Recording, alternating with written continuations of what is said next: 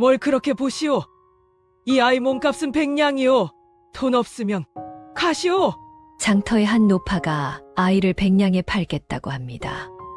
다들 비웃었지만 아이가 없던 며느리는 홀린 듯 전 재산을 털어 아이를 사오고, 이를 본 호랑이 시어머니는 아이를 당장 내다 버리라며 화를 냅니다. 헌데 이 아이 그냥 아이가 아닙니다. 난생 처음 보는 글을 줄줄 외우고 훈장님의 틀린 풀이까지 바로잡는 기막힌 신동이었습니다. 구름야담의 이야기가 계속될 수 있도록 구독과 좋아요로 응원의 마음을 보태주세요. 자, 그럼 오늘도 감동적인 옛날 이야기 지금 바로 시작합니다.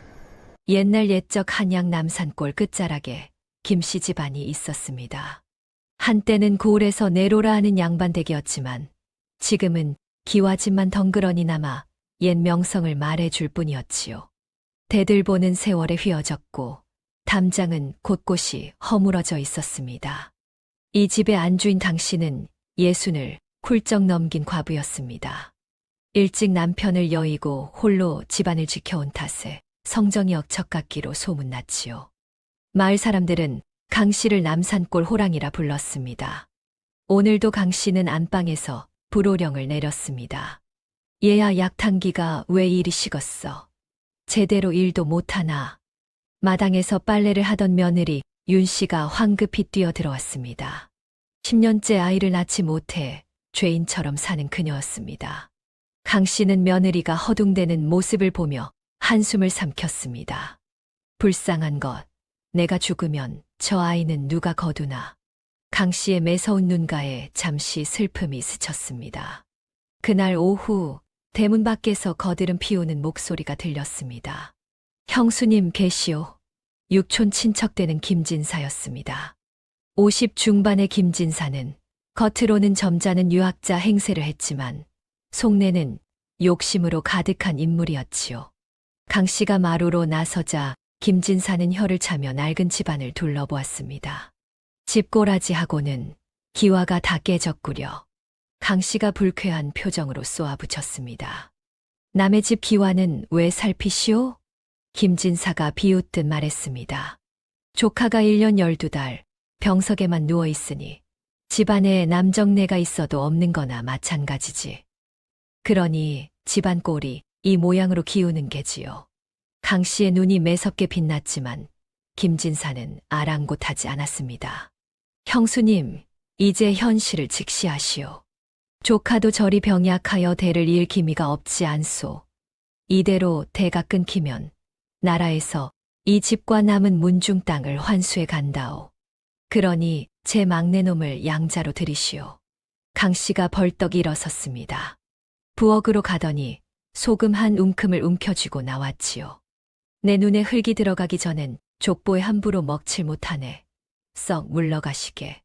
강 씨가 소금을 뿌리며 호통을 치자 김진사는 코웃음을 치며 물러났습니다.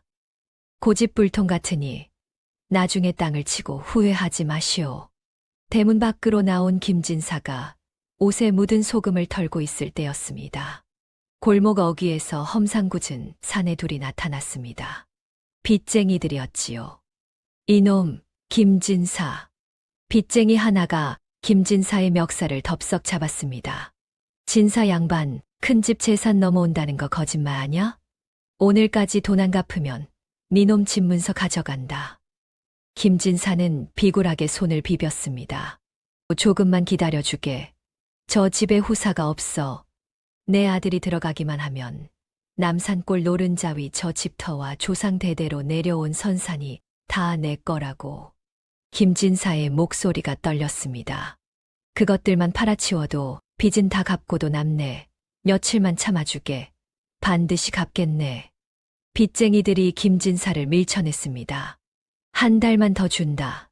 그때까지 못 갚으면 끝장이다. 김진사는 땅바닥에 주저앉아 이를 갈았습니다. 저 낡아 빠진 기와집이라도 뺏어야 내가 산다.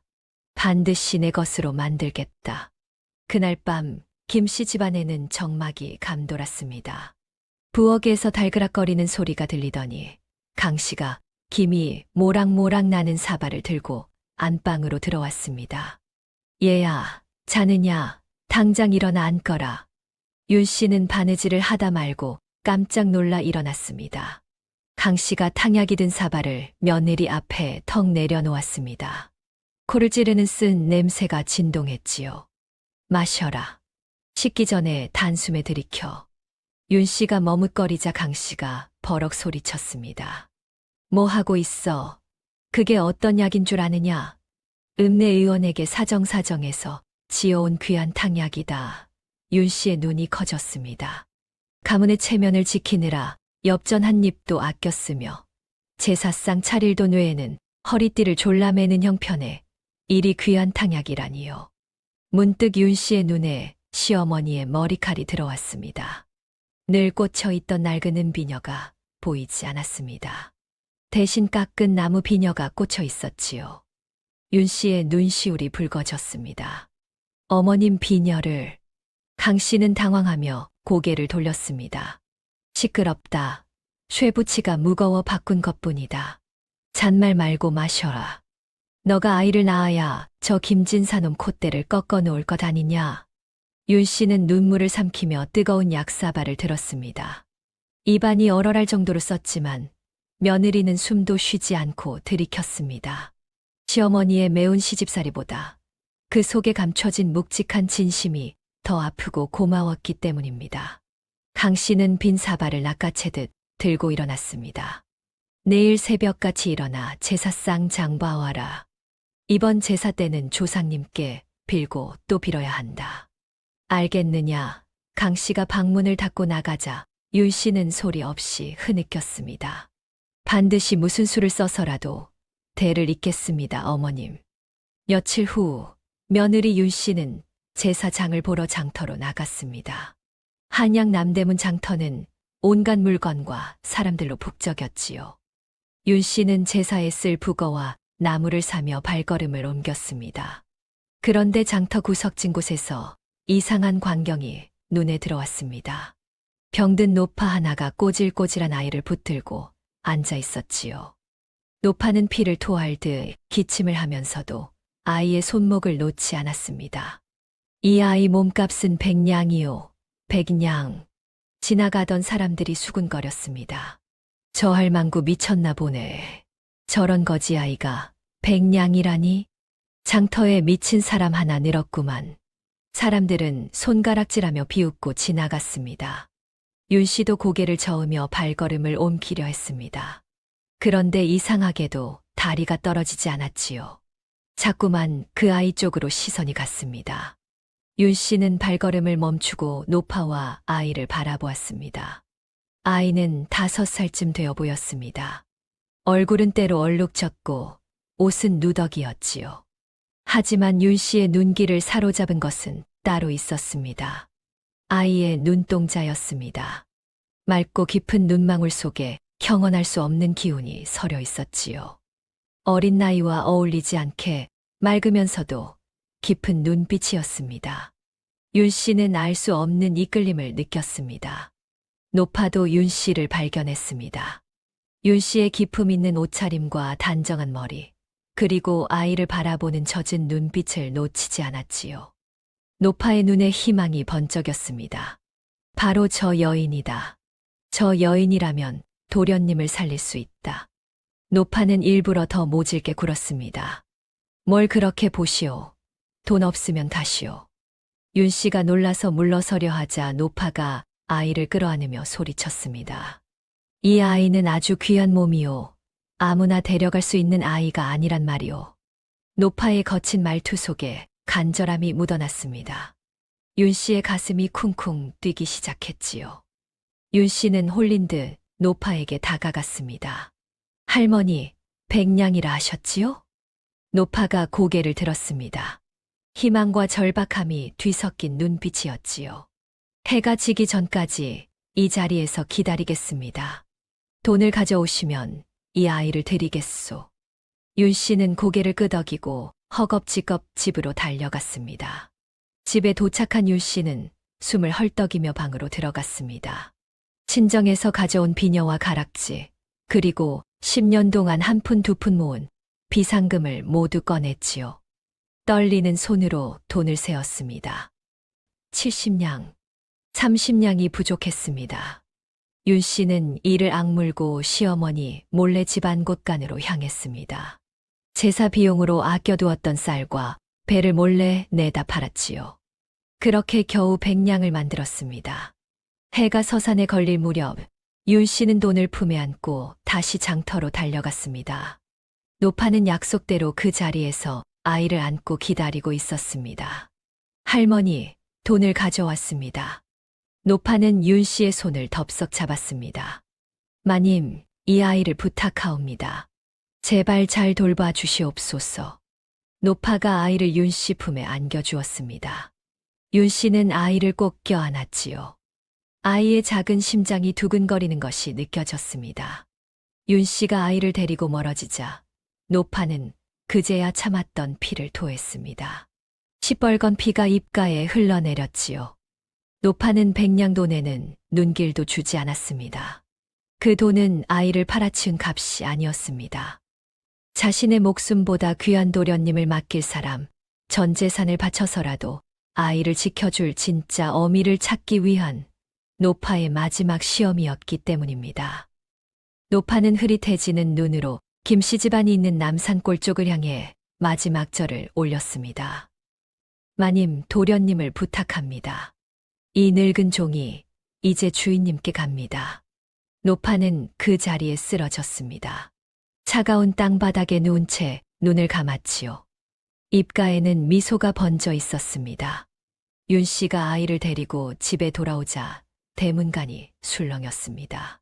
강 씨가 마루로 나서며 버럭 소리쳤습니다. 이게 무슨 꼴이냐? 어디서 거지 새끼를 주워왔어? 윤 씨는 고개를 숙인 채 아이를 꼭 껴안았습니다. 어머님, 이 아이를 제 자식으로 삼고 싶습니다. 강 씨의 얼굴이 새빨개졌습니다. 뭐라고? 근본도 모르는 놈을 자식으로 삼겠다고? 내가 미쳤느냐? 강 씨는 부엌으로 달려가 빗자루를 들고 나왔습니다. 당장 내다 버려. 안 그러면 내가 직접 쫓아낼 테다. 그런데 윤 씨가 빗자루 앞을 가로막았습니다. 10년 동안 한 번도 시어머니께 거역한 적 없던 며느리였지요. 어머님, 이 아이 없으면 저도 죽습니다. 윤 씨의 눈에 눈물이 그렁그렁 맺혔습니다. 하지만 눈빛만은 단호했지요. 강 씨는 며느리의 눈을 보며 한숨을 내쉬었습니다. 저렇게 간절한 눈빛을 처음 보는구나.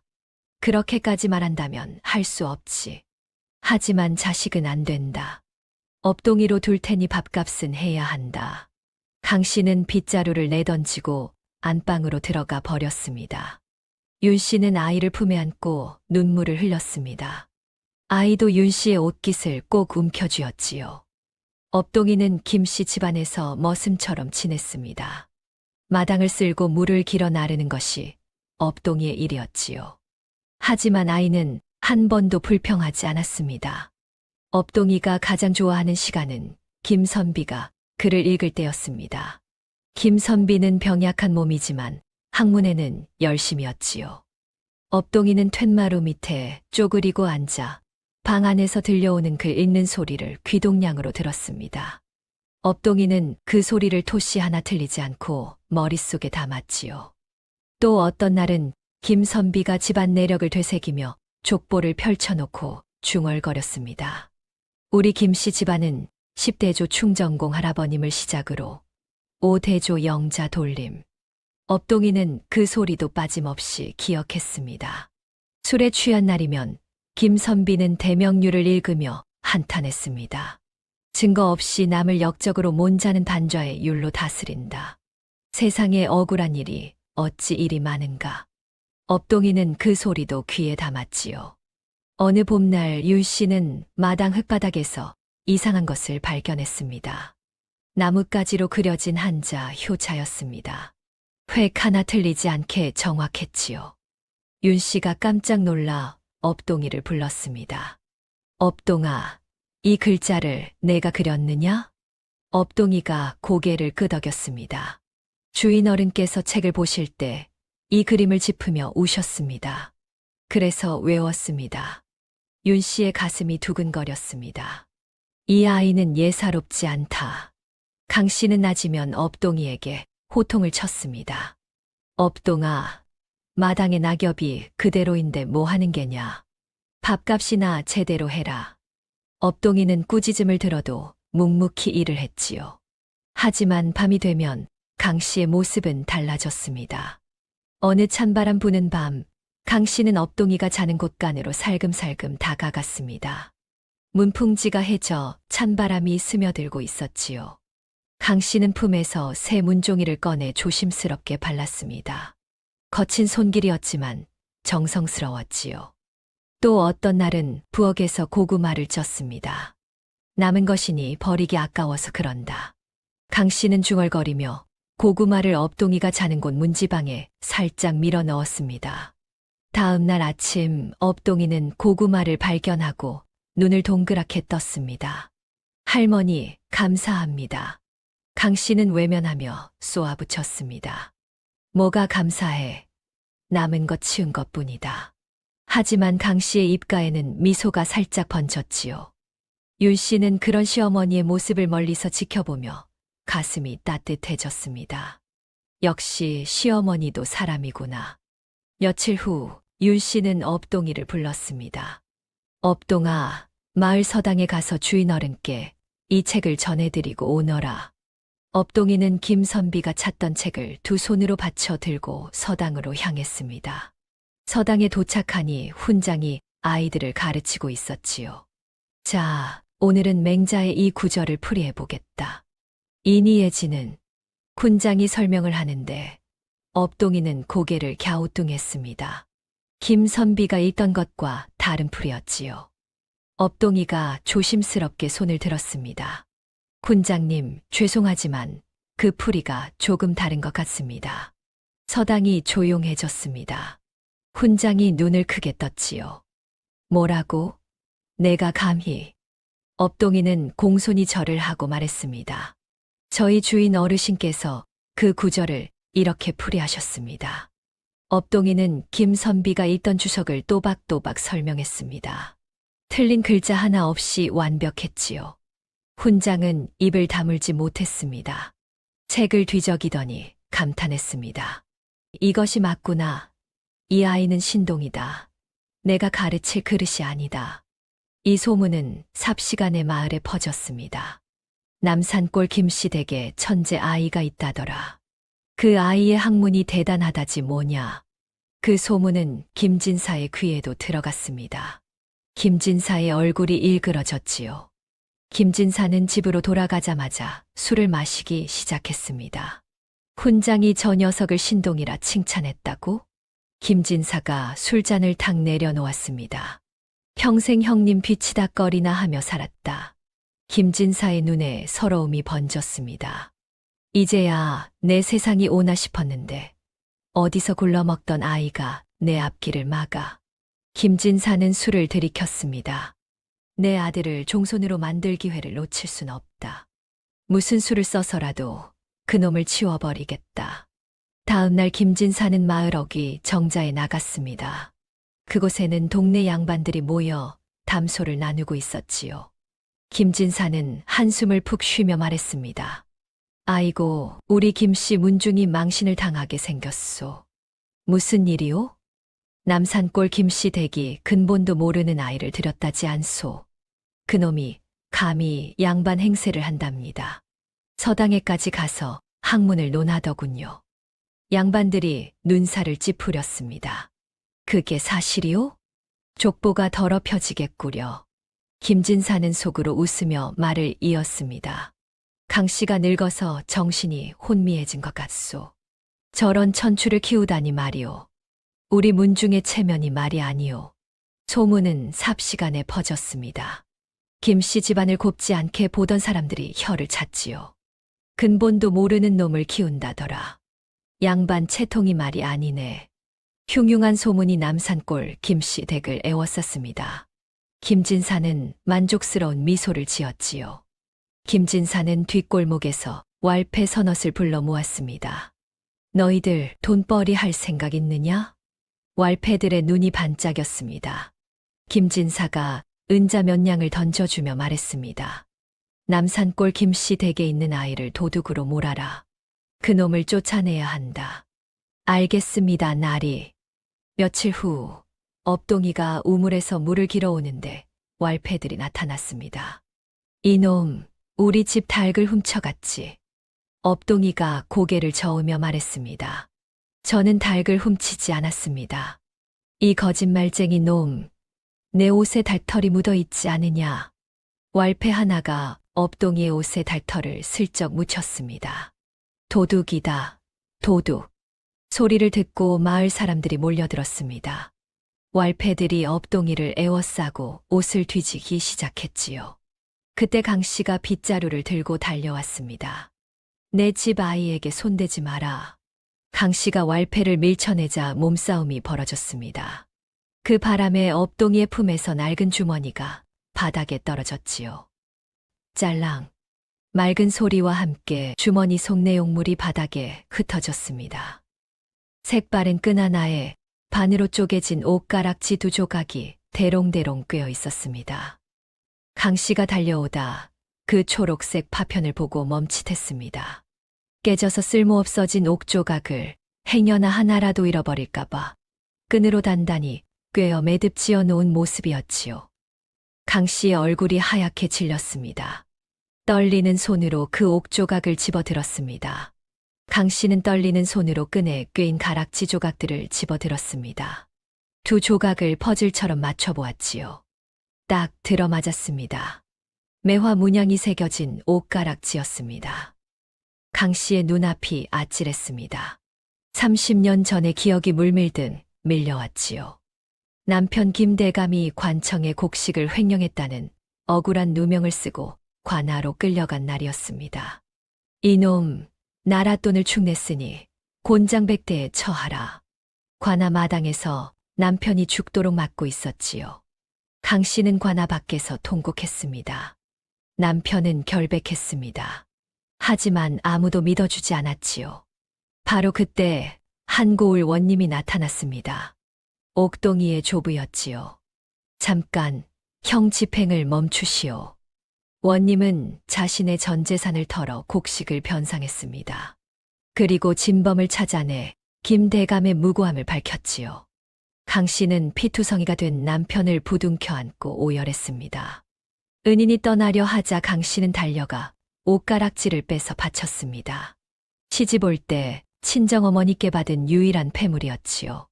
대감마님, 은혜를 갚을 길이 이것밖에 없습니다. 이 은혜는 제대에 못 갚으면 자식 대에라도 반드시 갚겠습니다. 은희는 가락지를 받으며 고개를 끄덕였습니다. 그런데 지금 그 옷가락지가 다시 강씨의 손에 있었습니다. 그것도 은인의 손자로 보이는 아이에 의해 돌아왔습니다. 강씨의 손이 부들부들 떨렸습니다. 이 아이가 은인의 핏줄이구나. 하늘이 내 맹세를 잊지 않으셨구나. 강씨는 옷가락지를 가슴에 품고 그 자리에 주저앉아 오열했습니다. 주변 사람들이 수군거렸지만 강씨는 듣지 못했습니다.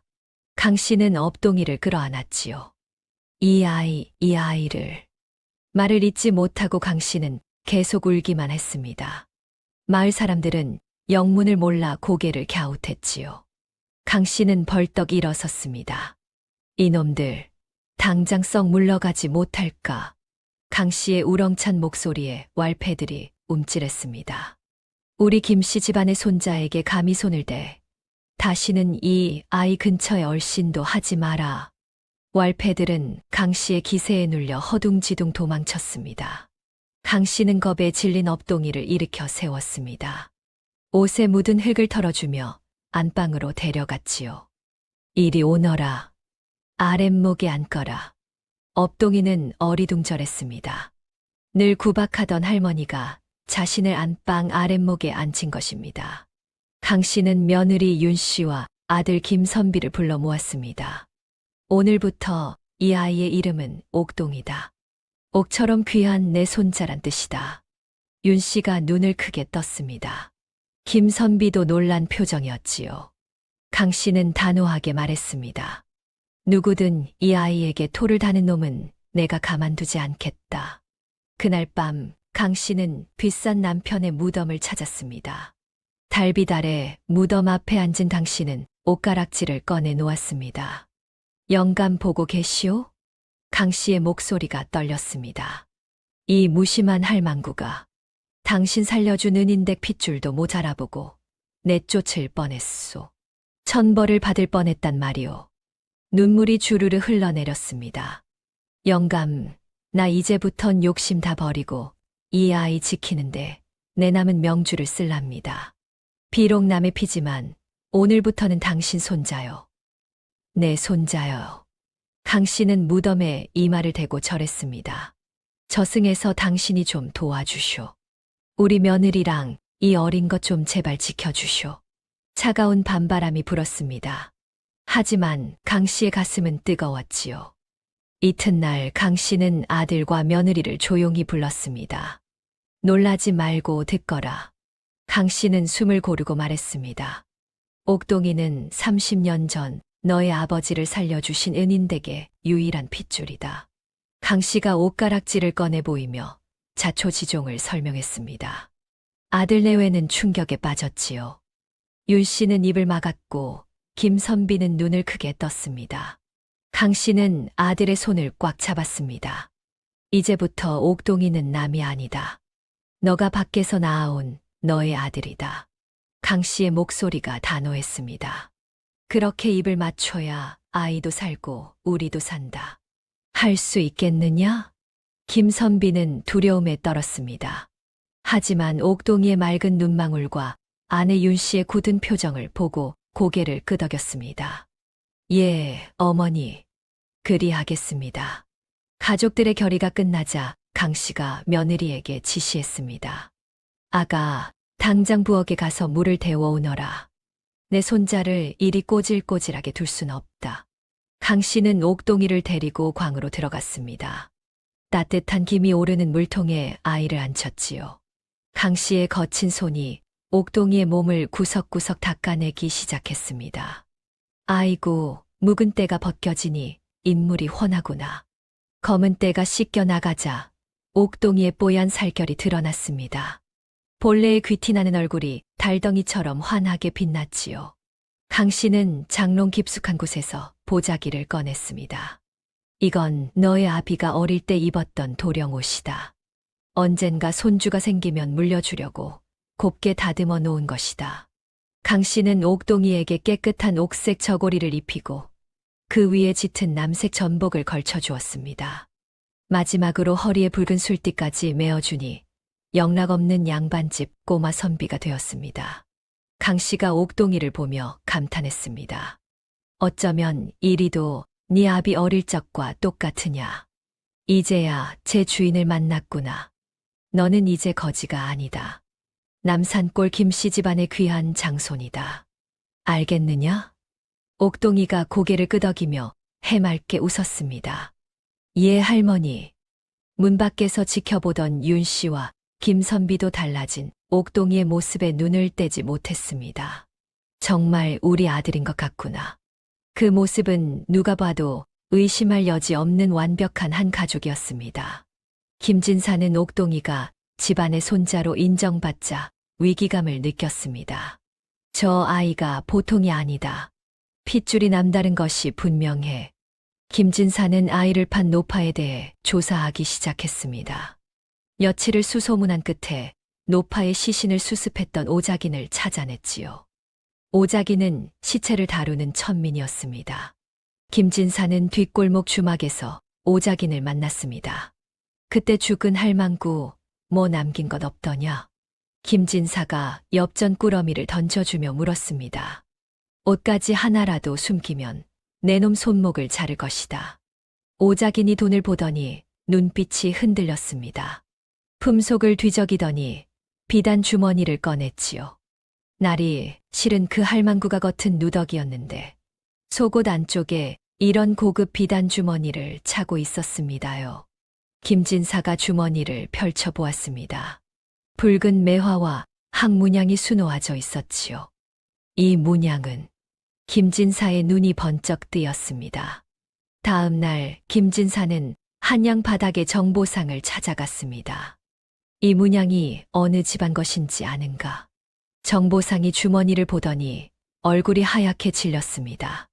아이고, 나리. 이건 지난달 영모로 멸문지화 당한 충청도 관찰사 한대감 댁의 문양 아닙니까? 뭐라고? 구족을 멸했는데 유모 하나랑 막내 손자가 사라졌다는 수배령이 돌고 있습니다. 김진사는 무릎을 쳤습니다. 찾았다. 이놈이 바로 사라진 그 역적의 손자놈이구나. 김진사의 입가에 음흉한 미소가 번졌습니다. 하늘이 나를 돕는구나. 감히 역적의 씨를 숨겨? 김진사는 비단 주머니를 들고 사또를 찾아갔습니다. 사또 나리, 큰일 났습니다. 남산골 김씨댁이 역적의 씨를 숨기고 있습니다. 이튿날 새벽 관군들이 남산골 김씨댁을 에워쌌습니다. 쾅쾅쾅. 대문을 두드리는 소리에 집안 식솔들이 화들짝 놀라 일어났습니다. 관군이다. 문 열어라. 강씨가 황급히 마루로 나섰습니다. 무슨 일이시오? 포도대장이 나섰습니다. 김씨댁은 역적의 씨를 숨겨준 죄로 포박될 것이다. 모두 나와라. 강씨의 얼굴이 하얗게 질렸습니다. 관군들이 안마당으로 쏟아져 들어왔습니다. 집안 곳곳을 뒤지며 사람들을 끌어냈지요. 윤씨는 옥동이를 끌어안고 방 안에 있었습니다. 관군이 방문을 걷어찼습니다. 저기 숨어 있다. 어서 끌어내라.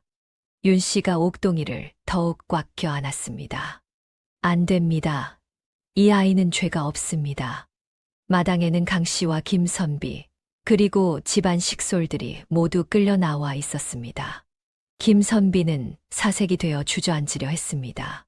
온몸이 부들부들 떨렸지요. 바로 그때 강씨가 아들의 어깨를 꽉 잡았습니다. 강씨의 눈빛이 단호했습니다. 약속을 잊었느냐는 듯한 눈빛이었지요. 김선비는 이를 악물고 다시 일어섰습니다. 윤씨가 옥동이를 품에 안고 시어머니를 바라보았습니다. 세 사람의 눈빛이 마주쳤습니다. 말은 없었지만 서로의 마음을 확인했지요. 약속한 대로 하는 것이다. 흔들리면 죽는다. 강씨가 먼저 옥동이 앞을 막아섰습니다. 윤씨가 옥동이를 더욱 꽉 껴안았습니다. 김선비가 아내와 아들 앞으로 나섰습니다. 비장한 대형이었습니다. 가족들은 두려움을 삼키며 서로를 지켰지요. 포도대장이 포승주를 꺼냈습니다. 역적 은닉죄는 연좌제로 다스린다. 모두 포박하라. 바로 그때 김진사가 대문 밖에서 나타났습니다. 흐뭇한 표정으로 이 광경을 바라보았지요. 이제 끝장이다. 관군에게 끌려간 김씨 가족들은 관아 마당에 무릎 꿇었습니다. 사또가 높은 자리에 앉아 내려다보았지요. 김진사가 앞으로 나서며 소리쳤습니다. 사또 나리, 저 아이가 바로 역적 한대감 집안의 손자입니다. 이자들이 역적의 씨를 숨겨 키웠습니다. 김진사가 비단 주머니를 내밀었습니다. 사람들이 웅성거렸습니다. 역적이라는 말에 모두 겁을 먹었지요. 바로 그때 강씨가 벌떡 일어섰습니다. 입 닥쳐라. 강씨의 우렁찬 목소리가 관아마당에 울렸습니다. 어디서 감히 우리 김씨 집안의 장손을 모욕하느냐. 김진사가 코웃음을 쳤습니다. 장손이라니. 형님은 죽은 지가 30년이 넘었는데 저 어린 놈이 어떻게 형님의 자식입니까? 강씨가 심호흡을 했습니다. 며느리 윤씨를 흘낏 보았지요. 이 멍청한 놈, 내 죽은 남편의 자식이 아니라 내 아들놈의 자식이다. 장내가 조용해졌습니다. 강씨가 떨리는 목소리로 이어갔습니다. 내 아들이 밖에서 정을 통하여 낳아온 핏줄이란 말이다. 마을 사람들이 술렁거렸습니다. 어머, 얌전한 김선비가 바람을 피웠어. 세상에 며느리 불쌍해서 어쩌나. 김진사가 당황하며 물었습니다. 그게 무슨. 그럼 왜 여태 숨겼소? 강씨가 윤씨를 바라보았습니다. 눈가에 눈물이 맺혔지요. 내 며느리 보기가 부끄러워 그랬다. 강씨의 목소리가 갈라졌습니다. 칠거지하게 묶여 아이 못 낳는 것도 서러운데 첩의 자식까지 눈앞에 들이밀면 내 며느리 가슴이 찢어질까봐. 내가 몰래 업어 키웠다. 왜? 사또가 윤 씨를 바라보았습니다. 부인, 시어머니의 말이 사실인가? 모든 시선이 윤 씨에게 쏠렸습니다. 윤 씨는 떨리는 입술을 깨물었습니다. 옥동이를 지켜야 한다는 생각뿐이었지요. 윤 씨가 단호하게 고개를 들었습니다. 사실입니다. 눈물이 주르르 흘러내렸습니다. 제가 부덕하여 대를 잇지 못해 남편에게 밖에서라도 아이를 얻어오라 청했습니다. 윤 씨의 목소리가 떨렸습니다. 사또가 마지막으로 김선비를 보았습니다. 그대의 처가 인정을 했다. 이 아이가 그대의 핏줄이 맞는가? 김선비는 사시나무 떨듯 떨었습니다. 그는 눈을 질끈 감았습니다. 어머니와 했던 약속이 떠올랐지요. 김선비는 눈을 떴습니다. 옥동이의 겁에 질린 눈망울을 보니 가슴이 찢어지는 것 같았습니다. 김선비는 주먹을 꽉 쥐고 나섰습니다. 맞습니다. 제가 못나서 저와 어머니께 씻을 수 없는 죄를 지었습니다. 김선비가 고개를 숙였습니다. 저희 아들입니다. 온 가족이 목숨을 걸고 말하자 김진사는 당황했습니다. 구경꾼들은 김씨 집안의 사연에 속아 넘어갔지요. 아이고, 저런 사연이 있었구만. 며느리가 참 대단하네. 김진사가 회심의 미소를 지으며 비단 주머니를 높이 쳐들었습니다. 사또나리, 보십시오. 이 주머니에 새겨진 문양이 바로 역적 한대감댁의 것입니다. 이 아이가 그 집 손자라는 증거입니다. 사람들이 웅성거렸습니다. 분위기가 김진사 쪽으로 기울었지요. 그때 강씨가 품에서 옷가락지를 꺼내들었습니다. 이놈, 어디서 굴러먹던 주머니를 들고 와서 사기극을 벌이느냐? 강씨가 사또를 향해 외쳤습니다. 사또나리, 저 주머니는 김진사가 꾸며낸 것입니다. 이 옷가락지야말로 진실입니다. 이것은 제가 아들이 밖에서 정을 통했던 그 여인에게 정표로 쥐어주었던 것입니다. 강씨는 침을 꿀꺽 삼키며 거짓말을 이어갔습니다. 아이 어미가 죽어가면서 이 가락지를 아이 편에 보냈습니다. 이것이야말로 이 아이가 내 핏줄이라는 증표가 아닙니까? 사또는 난감해졌습니다. 김진사는 주머니를, 강씨는 가락지를 증거라 주장하니 누구 말이 맞는지 알 수 없었지요. 김진사가 길길이 날뛰었습니다. 거짓말. 다 짜고 치는 수작이다. 샌님 같은 조카가 바람을 피웠을 리 없다. 이때 윤 씨의 품에서 떨고 있던 옥동이가 고개를 들었습니다. 옥동이는 윤 씨의 젖은 눈을 보며 결심을 굳혔습니다. 자신이 나서지 않으면 어머니와 할머니가 위험하다는 것을 본능적으로 알았지요. 옥동이는 윤 씨의 손을 놓고 김진사 앞으로 아장아장 걸어 나갔습니다. 옥동이가 또랑또랑한 목소리로 말했습니다. 저를 근본 없다고 하셨습니까? 김진사가 코웃음을 쳤습니다. 그래, 역적의 자식이니 근본이 없지. 옥동이는 사또와 사람들을 둘러보며 말했습니다. 저 주머니가 제 것이라고 하셨지만 본 사람이 있습니까? 당수가 어르신이 돈을 주고 사온 것인지 누가 압니까? 김진사가 당황했습니다. 뭐라고? 이 맹랑한 놈이. 옥동이가 김진사를 똑바로 쳐다보았습니다. 하지만 제 머릿속에 있는 것은 돈 주고 사올 수 없는 것입니다. 당수가 어르신은 우리 집안 어른이시니 족보를 잘 아시겠지요? 제가 외운 것이 우리 김씨 가문의 내력이 맞는지 들어봐 주시겠습니까? 옥동이는 숨을 고르더니 청아한 목소리로 읊기 시작했습니다. 우리 남산골 김씨 가문은 10대조 충정공 할아버님을 시작으로 제 아버지는 진짜 돌림이시고 저는 그 뒤를 이을 제자 돌림, 김씨 가문 장손, 김영재입니다. 아이의 암기가 끝나자 관아마당에는 정적만이 감돌았습니다. 단순한 암기가 아니었습니다. 5살 아이가 자신의 뿌리를 증명해 보이는 필사적인 항변이었습니다. 옥동이가 해맑게 웃으며 물었습니다. 제가 틀렸습니까?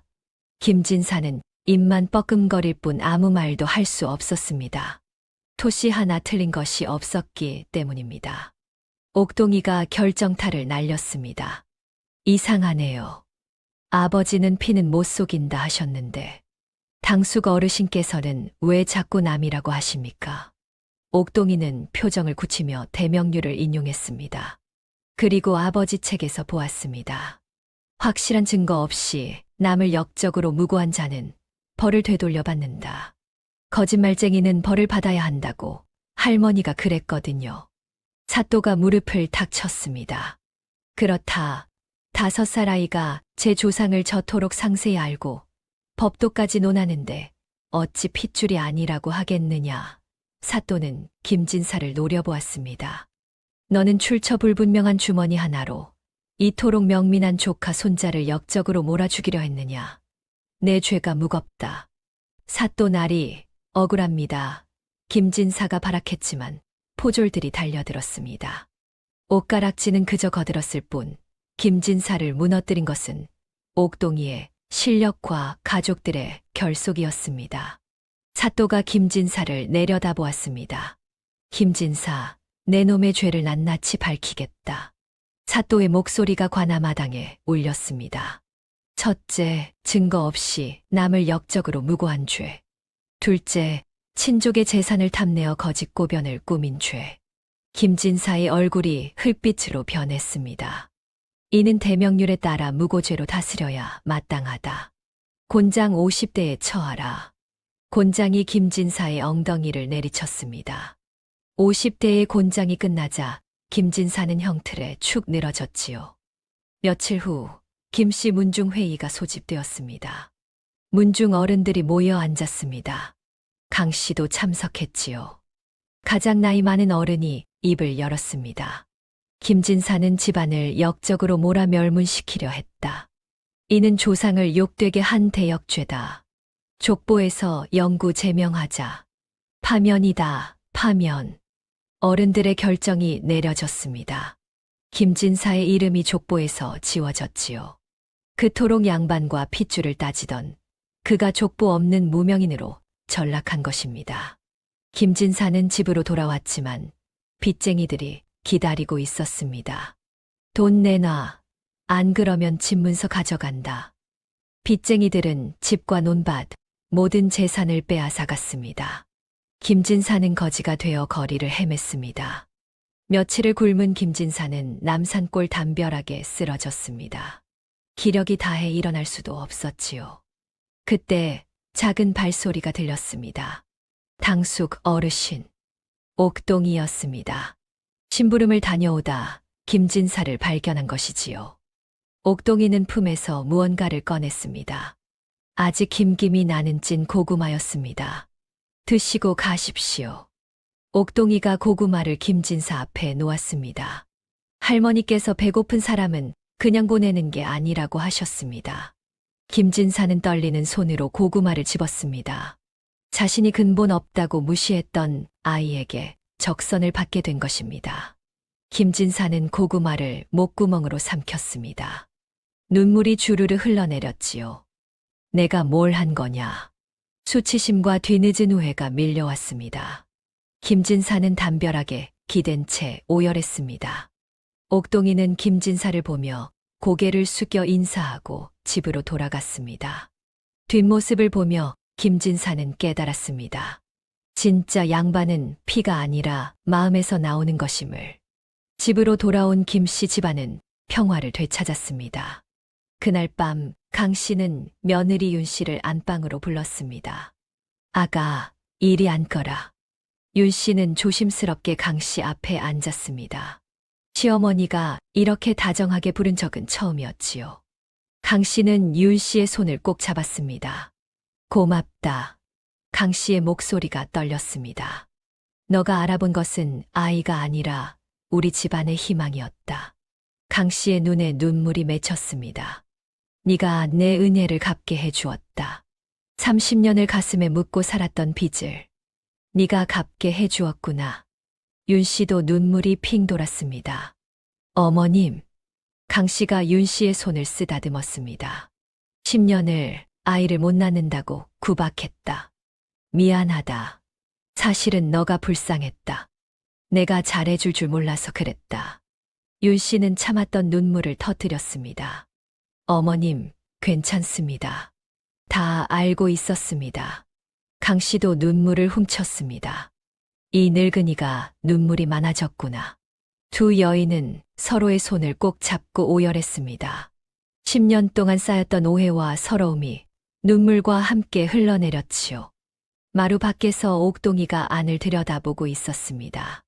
강 씨가 옥동이를 발견하고 손짓했습니다. 옥동아, 이리 오너라. 옥동이가 방으로 들어왔습니다. 강 씨와 윤 씨는 옥동이를 가운데 두고 꼭 껴안았습니다. 우리 아들, 우리 옥동이.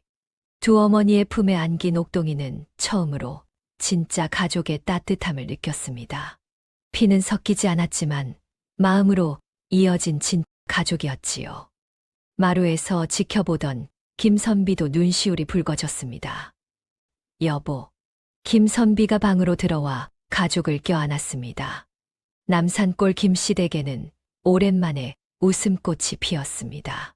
달빛이 창문으로 스며들어 가족을 비췄습니다. 하늘도 이들을 축복하는 듯 했지요. 10년의 세월이 흘렀습니다. 어느 봄날 남산골의 북소리가 울려 퍼졌습니다. 과거 급제자가 나셨다. 남산골 김씨댁 김영재 도령이 장원 급제하셨다. 마을이 들썩였습니다. 남산골에서 장원 급제자가 나온 것은 100년 만의 일이었지요.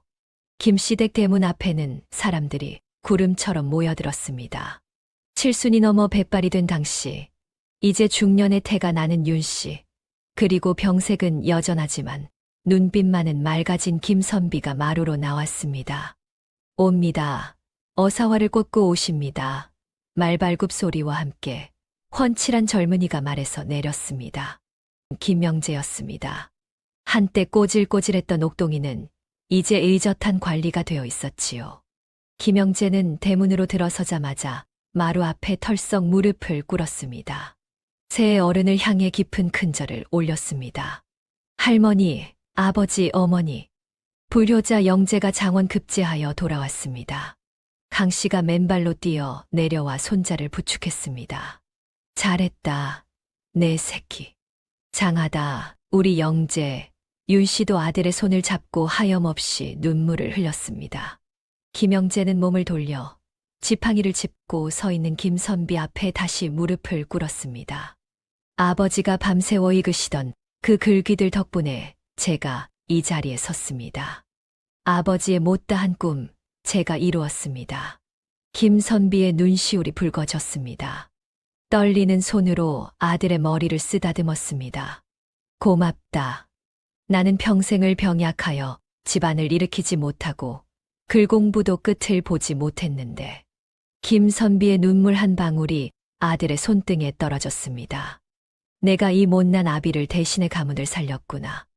너는 내 몸에서 나진 않았으나 내 영혼으로 낳은 자랑스러운 아들이다. 김영재가 아버지의 마른 손을 꽉 잡았습니다. 아버지는 저에게 글을 주셨고 이름을 주셨습니다. 저에게는 세상 누구보다 강하고 훌륭한 아버지십니다. 두 부자는 서로를 끌어안고 뜨거운 눈물을 흘렸습니다. 마당에 모인 사람들도 모두 눈시울을 붉혔지요. 잔치가 끝나고 밤이 깊었습니다. 손님들이 모두 돌아가고 안방에는 내 식구가 둘러앉았습니다. 촛불이 일렁이는 가운데 김영재가 품에서 낡은 주머니를 꺼냈습니다.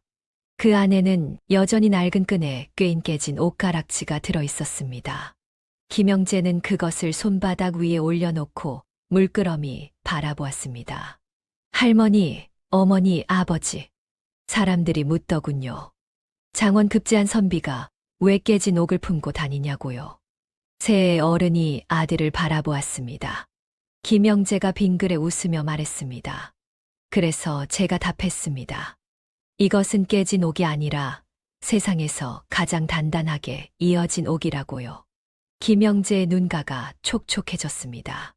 끈으로 묶지 않았다면 흩어졌을 조각들처럼 피 한 방울 섞이지 않은 우리도 사랑이라는 끈으로 묶여 진짜 하나가 된 것이니까요. 강 씨가 떨리는 손으로 손자의 뺨을 어루만졌습니다. 그래, 너의 말이 맞다. 깨지지 않았다면 우리가 이토록 서로를 단단히 끌어안을 수 있었겠느냐. 김선비가 온화한 미소를 지으며 말했습니다. 깨진 틈 사이로 빛이 들어온다고 했다. 우리 집안의 깨어진 틈으로 내가 들어와 이토록 찬란한 빛이 되어 주었구나. 윤 씨도 아들의 손등 위에 자신의 손을 포개었습니다. 고맙다, 영재야. 우리 가족이 되어 주어서. 네 사람은 서로의 손을 포개어 잡았습니다. 방 안은 따뜻한 온기로 가득 찼습니다. 백냥으로 시작된 인연은 무엇과도 바꿀 수 없는 기적이 되어 있었습니다. 백냥은 아이의 몸값이 아니었습니다. 그것은 벼랑 끝에 선 사람들이 서로를 위해 걸었던 희망의 무게였습니다.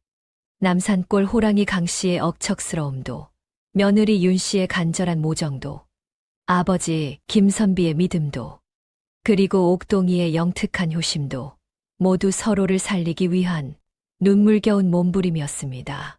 세상은 때로 우리를 깨뜨리고 부서뜨리려 합니다. 하지만 이 깨진 옷가락지처럼 상처난 자리는 사랑으로 묶을 때 더욱 단단해집니다. 피보다 진한 것은 정이고 핏줄보다 강한 것은 서로를 지키려는 마음입니다. 지금 여러분의 곁에는 누가 있나요?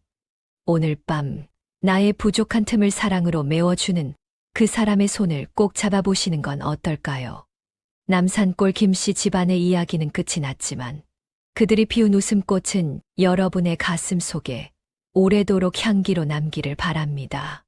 지금까지 구름야담이었습니다. 이야기가 감동적이셨다면 좋아요와 구독으로 마음을 표현해 주세요.